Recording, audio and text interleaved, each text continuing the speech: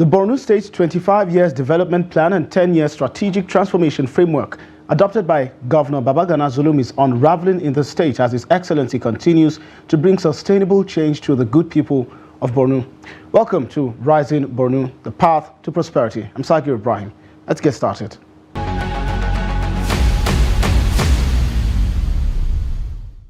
The Ontarian governor, in the quest to cushion the effects of hardship caused by inflation and economic woes, this time traveled to the town of Banki, distributed 225 million naira and food items to over 70,000 households in Bama local government. The governor also commissioned projects such as the remodeled international market, teachers' estate, and also performed the foundation laying for the international cattle market in Banki town. The trip to Bama community is part of the state government's efforts to provide palliatives to vulnerable families in the local government area. And besides engaging with security agencies on improving the security situation, Governor Zulum oversaw the distribution of food items to more than 70,000 people. The food packages distributed include bags of maize, rice, and cash.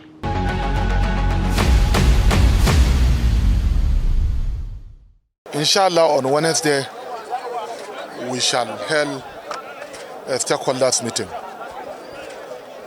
with a view to reviewing the shortage of food items in the state. We shall invite stakeholders. Who are the stakeholders? The dealers. Those that are selling rice, those that are selling maize, and all other food items. We shall have meeting with them. In addition to this one, the cement sellers, building material sellers, food and non-food items, especially essential items. What alternatives the government of Borno State will take in order to cushion the effect of the food shortage? We must look at indiscriminate purchase of food items by vendors. We shall stop it. This is something that we must look into it. People are coming to buy the food items and then hoarding the food items. So this has to be stopped. This is one. And then we have many communities. We have some people that are going to villages, especially to Fulka, to Duka and other areas, in order to buy the food items in large quantities. Their main objective is not to consume the food items, or it's not to make profit. Their main objective is to see how they will divert huge amount of the quantum of the food items so that they will sell it at an exorbitant price. So government will do everything possible to curtail this one.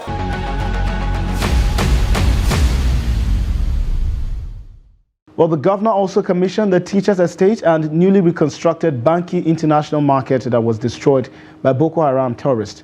The remodeled market at the border with Cameroon comprises 128 shops and 440 stores, while the teachers' housing estate has 5 units with a befitted 2-bedroom bungalow. Meanwhile, Governor Zulum flagged off the construction of an international cattle market in Banki town. He called on neighboring countries of Chad, Niger, and Cameroon to partner with Borno State in promoting trans-border trade in the region, explaining that it will bring economic development across the 3 countries.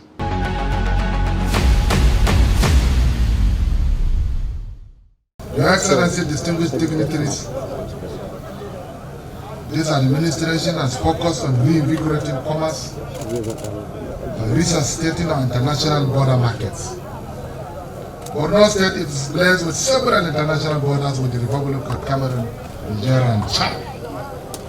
The Banki International Market is one of the most important markets in the state, as it is a commercial hub for people in the far north region of Cameroon and the Republic of Chad. To this effect, we have so far rehabilitated 148 government-owned shops with the support of the Regional Stabilization Facility. Furthermore, Borno State government has constructed 740 privately owned shops here in this market, and constructed 22 blocks of 440 market stalls for petty traders, bringing the total number of markets that were newly constructed to about 1,000. total number of shops rehabilitated to about 200. All this effort is centered towards the restoration of livelihood in conflict-affected communities in Borno State and part of the region of Borno. My opinion, Your Excellency, is that we continue to promote transborder trade by removing all hindrances that will impede free movements of goods and services. Let's work together to reawaken the nostalgic moments of those days where these communities were bubbling hubs of commerce. Let me use this opportunity to warn all those paramilitary that are working with this banking that they should do everything possible to enhance and promote transborder trade. Any custom officer or migration officer, police officer, or any individual that is willing to sabotage the objectives of the federal government, the objectives of the regional stabilization facility of enhancing transborder trade shall be dealt accordingly. Similarly, today we will be performing the groundbreaking and foundation laying ceremony for the Banki International Cattle Market, inshallah. And inshallah, within the next few months, 3 months, we shall complete the construction of the Banki International Cattle Market. Your Excellency, the reopening of the cattle market is another important aspect that will require the cooperation and collaboration of our two governments. It is my administration desire to rebuild and reopen the Banki International Cattle Market. And it is our hope and prayer that the usual free movements of cattle and small ruminants will be restored as it were in the past.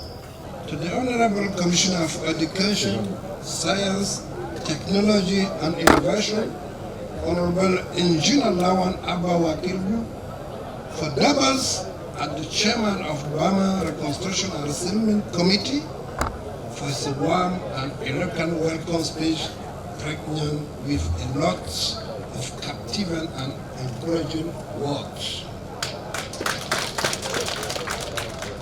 I also pay keen attention to the words of the Chairman of the Burma local government. Thank you. I also want to thank the people of Banki for their warm and hilarious welcome that was given to me and my delegation this afternoon, for their massive tone out to welcome me and my delegation.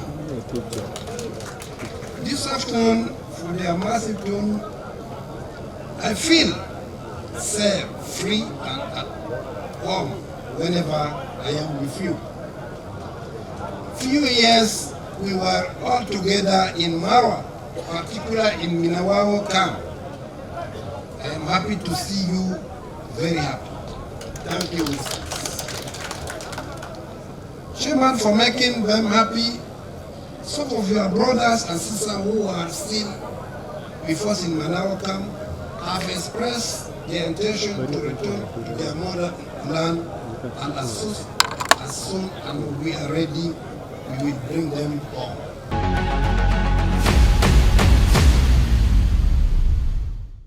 And on the cattle market, which was destroyed at the peak of the insurgency and halted business activities in the region, the Borno state government said it will be reconstructed to meet international standards. It didn't stop there, as the governor also in a televised broadcast assured that his administration will alleviate the sufferings and hardships experienced across the state caused by the high cost of food items. He explained that his government is taking decisive actions to invest in agriculture, ensure food production and support local farmers with incentives, adding that it will create sustainable livelihood packages for citizens. He reiterated his commitment towards improving education, health and increase the distribution of palliatives to communities. He appreciated security agencies and the federal government for its support in the fight against insurgency, warned criminals against planting landmines in major roads across the state. He urged and slated Monday for the Muslim and Christians to fast and pray for the economy and security of the state. I speak to you today with heavy heart but also with a determination to address the challenges that have befallen our beloved state. First and foremost, I want to express my gratitude to the Almighty Allah for the peace that we have enjoyed in recent times. I also want to extend my appreciation to the federal government for their continued support in our fight against insurgency and for their commitment to the development of our state. Let me most profoundly express my gratitude to our security forces and volunteers for the sacrifices they have been making to safeguard the lives of our people and create a peaceful society for prosperity and development. I'm deeply troubled by the recent hardships faced by our citizens, particularly the high cost of food items. I understand the burden that this places on families and individuals, and I want to assure you that we are taking decisive steps to alleviate these issues. Our government is focusing on reviving agriculture in the state, intending to increase food production and reduce our reliance on food palliative. We are investing in modern farming techniques, providing support to local farmers, and creating incentives for agricultural innovation. By doing so, we hope to not only lower the cost of food items, but also to create sustainable livelihoods for our people. It is for this reason that I have extensively engaged with stakeholders, particularly those in the business of essential commodities that include all forms of grains and building materials. We have taken far-reaching decisions to mitigate the rising costs of the essential goods.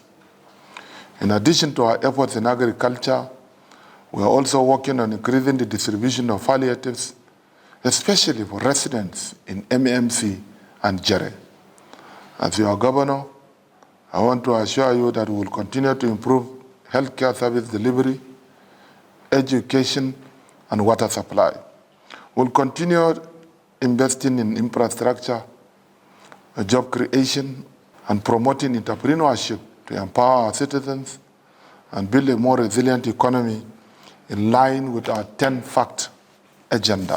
Furthermore, it is with great concern that I address the recent planting of mines on our major roads by some miscreants.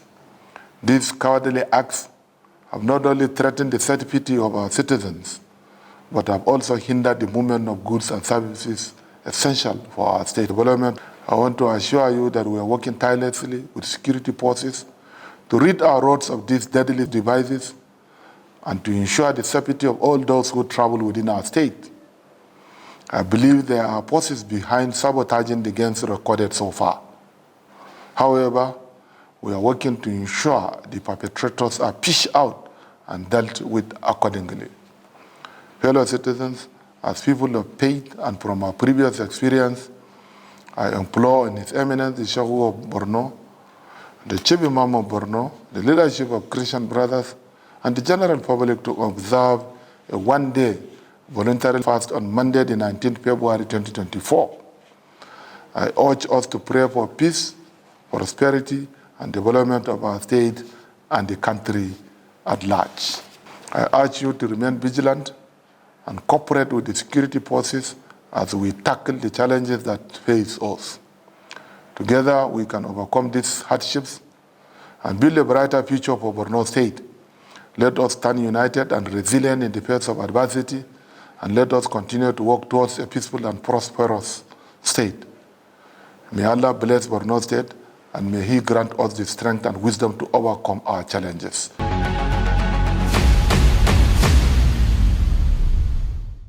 And at the Kanem Borno Cultural Summit Colloquium held in Maiduguri, the Borno State Governor, Professor Babagana Zulum, pledged to sustain the enjoyed peace.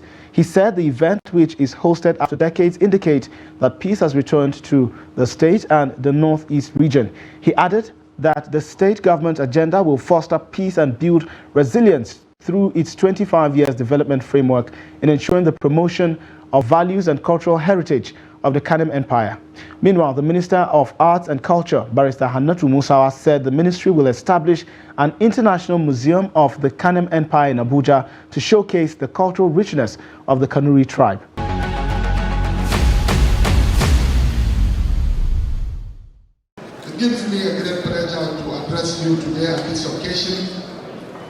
marking the World Kano Borno Cultural Summit in Maiduguri, and to most sincerely thank the organizers of the summit. This event is not only apt, but also timely in the annals of the good people of Borno State. As you are all aware, the state was devastated as a result of the over a decade insurgency that prepared the state in which we lost most of our tangible and non-tangible materials culture. However, peace is gradually returning to the state, and we have blocked a significant marriage in the rebuilding our infrastructure and way of life. The Kano Borno Empire is one of the most respected and powerful kingdoms before the advent of Western colonialism. The Kano Borno civilization, which has survived over 1,000 years, occupies a coveted place in the encyclopedia of world civilizations. History has shown that the ancient Borno Empire traded with the Oriental and Occidental kingdoms of Europe, Asia, and the Middle East. Indeed, Borno Empire had a hostel at Cairo to launch Borno scholars at other universities. The famous diplomatic exchanges between Borno and Ottoman kingdoms are recalled in scholarly literature.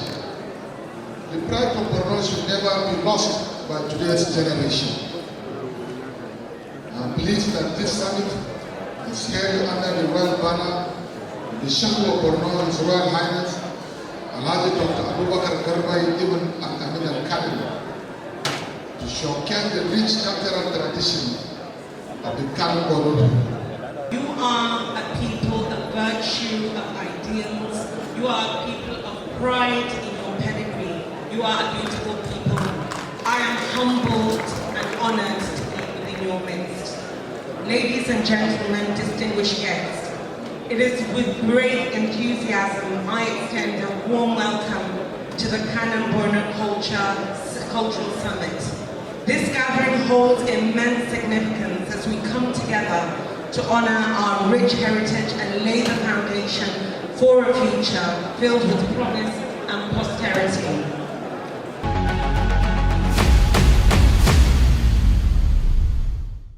And inside the Borno State Government House, Governor Zulum unveiled the unified curriculum for Islamic schools drafted by the Tangaya Education Board. The curriculum aims to counter violent extremist ideologies among youth in Borno State. The governor cautioned religious leaders to adhere to teachings of the Holy Book, which frowns at violent extremism and terrorism. Governor Zulum assured that his administration will ensure that all Islamic schools adhered to the new unified curriculum. Meanwhile, the chairman of the Arabic and Tangaya Education Board, Khalifa Sheikh Ali, said the document centered on the Maliki school of thought. He called on stakeholders to support the new curriculum and promote quality Islamic education in Borno State.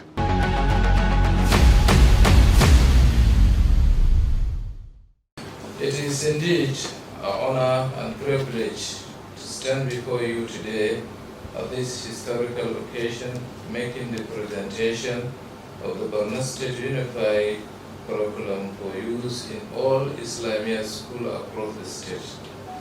I am deeply honored to address you all on this important day. First and foremost, I extend my heartfelt gratitude to His Excellency, the Executive Governor of Borno State, Professor Babagana Umar Zulum, for his unwavering support and commitment to the development of education in our state.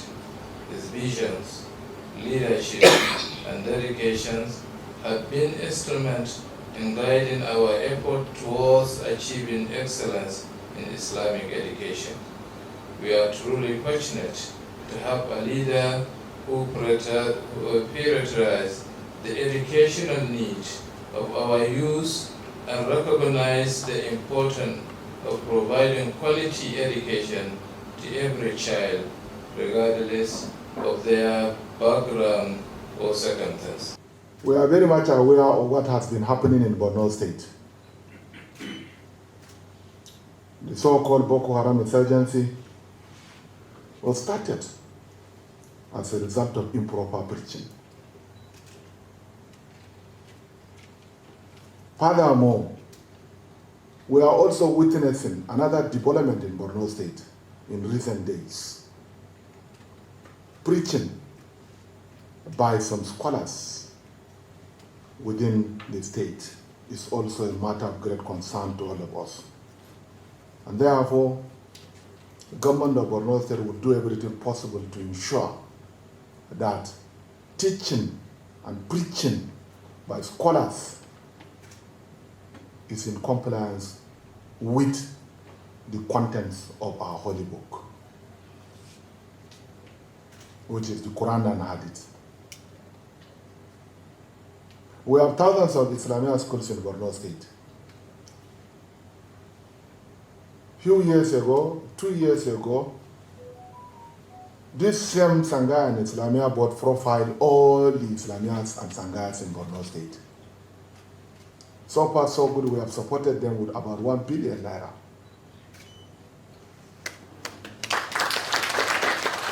All in an effort to streamline the activities of the Sangha and Islamia schools in Borno State, so that we shall be very careful in order not to radicalize our young people. This unified minimum standard curriculum for Borno State Islamia School came at a very good time. And inshallah, Borno State government will take this matter during our next council meeting, state executive council meeting. We'll review the content and then we'll inform you. Thereby, a policy statement will be released for effective utilization by all the Islamia schools in Borno State.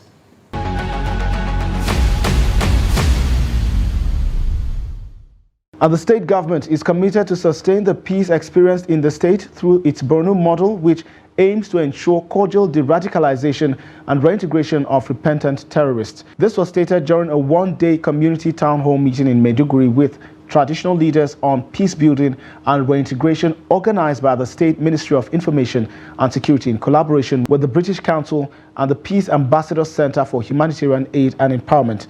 The Commissioner of Information and Security, Professor Usman Tar, said the meeting became necessary to chart a way forward for recommendable peace, security and development after more than a decade of insurgency.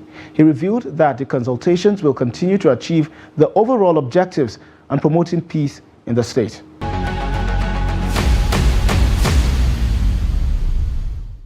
The aim of the town hall meeting was to have a constructive discussion with traditional rulers on the way forward for Borno restoration with regards to peace, security and development. After the 10 years of insurgency, the Borno state government has now switched to restoration mode. So we are recovering our vital infrastructure, way of life, community life, return of IDPs to their ancestral homes. So we invited the traditional rulers to give us their input on the way forward. And we have received a lot of suggestions on the way forward, on how to return the IDPs back, how to secure our vital infrastructure as we are rebuilding, so that the remnants that are attacking our, infrastructure will take care of them. The key recommendation is that the government should look inwards and also consult widely at the grassroots level. And the traditional rulers are the, representatives of the people. Top-down approach to governance was discouraged by the town hall meeting. Bottom-up approach to governance was encouraged. So going forward, the government will be speaking more to the grassroots constituencies, traditional rulers downward. We observed that we have to work together to complement the effort of the government. we have to sit down. What are those gaps existing for us to like fill it off? It's not about blame game and others. So we come up with this observation about the gap that exists, that the traditional institution need to be engaged, especially in the issue of peace building and integration in our community. That's why we went into partnership with the Commissioner for Ministry of Information and Internal Securities, where we organized this town hall meeting, first of its kind, as you observe, and we brought all the traditional institutions together to now discuss together on the issue of this repentant insurgent. And now, as you can see, a lot of conversation is going that are very in-depth and that are very strategic. And the idea is, at the end of the day, we want to take this recommendation and then implement the recommendation from this town hall meeting. For me, I think we need to go back to the drawing board. The traditional institutions are the alpha and omega in every society. If they were given their role, even this insurgency we are in could not have happened, because of one of the reasons for this insurgency, as we all know, is lack of good governance, and then corruption, and then people have grievances where they don't have a means of addressing, of which all these three things I mentioned, the traditional institution has a mechanism of addressing this. When there are complaints in communities, you go to the Bulama House, the Lawani House, district, and it is resolved. But when you don't have all this structure and you have political interference, that is when you have conflict. So for us, I think it's a good step for us. This recommendation will now take it forward to the next step and then knock at the government's door on how to ensure that the traditional institutions are empowered so that they can be able to discharge their responsibilities.